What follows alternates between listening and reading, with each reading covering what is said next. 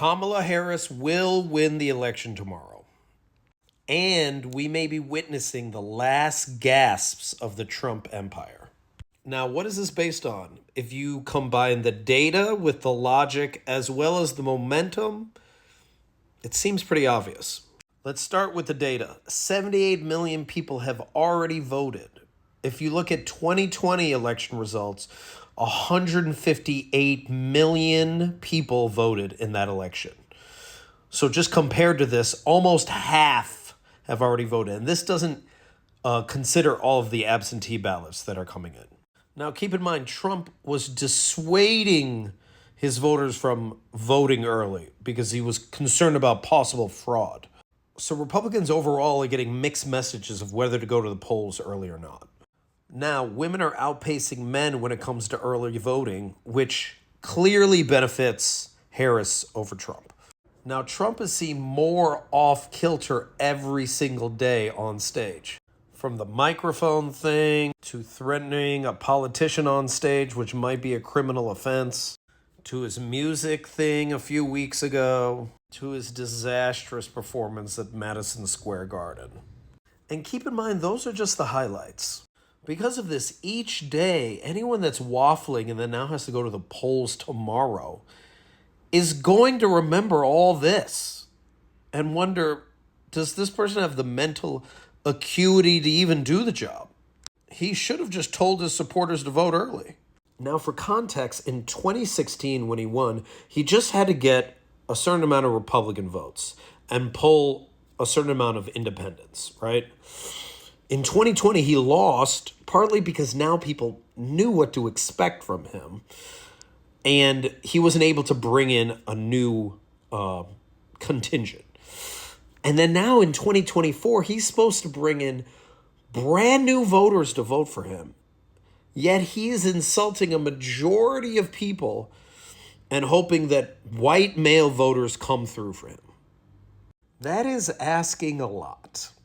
He's also hoping a lot of his supporters dissuade people not to vote tomorrow or cause a muck so that voting is postponed in certain areas. But a lot of law enforcement is already prepared for this, so it's not going to happen as much as probably Trump wants. Now, a huge reason why Trump might lose is he has no ground game.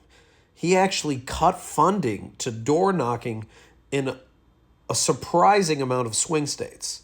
He asked Elon Musk to help him with the Get Out the Vote campaign, which is clearly not working.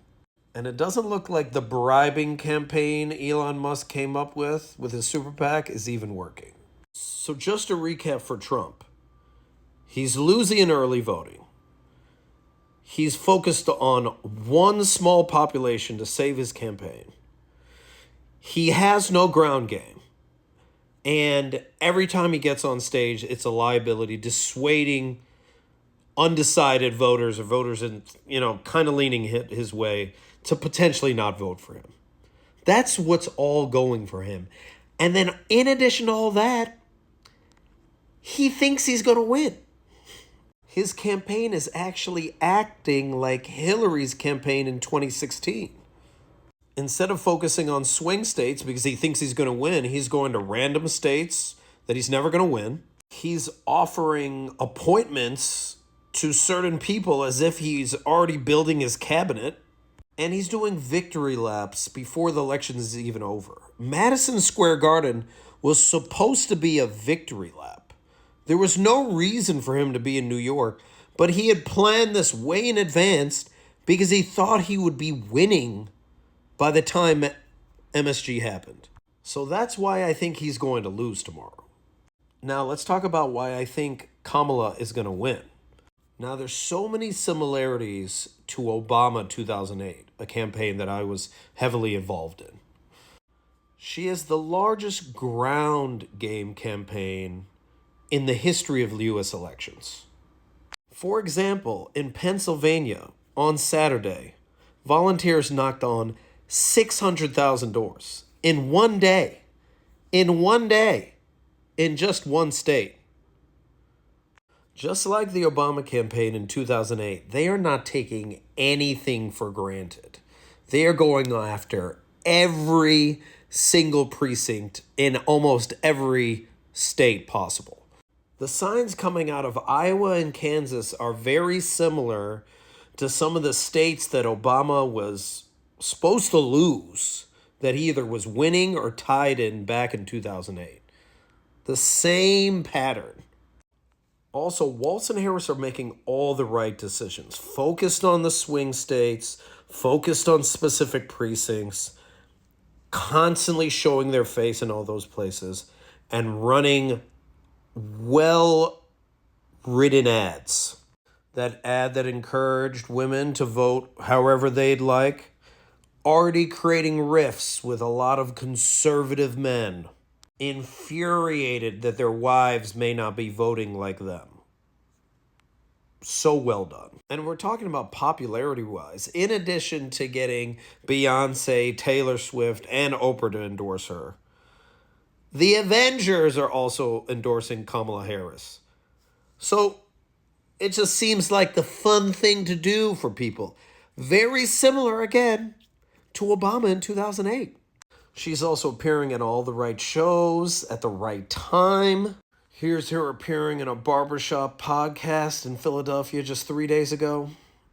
So she has the momentum, she has the ground game, she has the popularity, and she has the funds, unlike her opponent. But a huge thing that I don't think we're taking consideration is that Kamala Harris is not Hillary Clinton.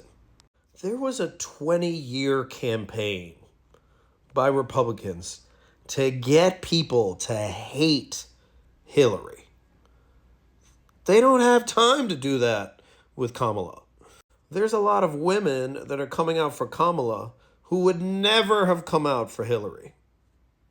There was such a strategic, misogynistic campaign against Hillary Clinton over the years. And with Kamala, she just joined the race just a few months ago. So they didn't have time to even come up with anything solid to go against her.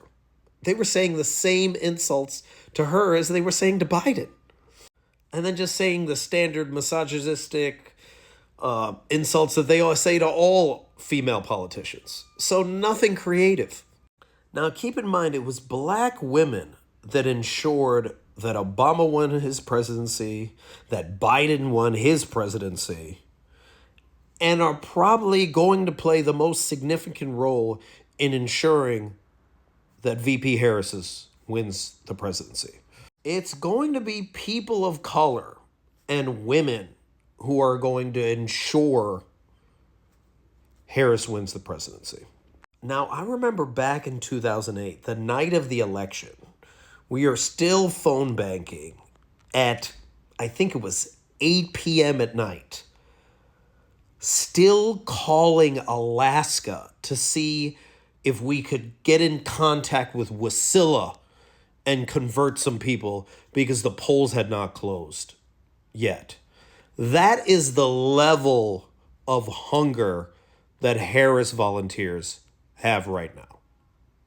They're not going to leave anything up to chance. And that's why I believe Kamala is going to win the presidency tomorrow. Now, having said that, Trump will dispute the election results tomorrow. He might even claim that he's won and be willing to sit in legal battles for the next month.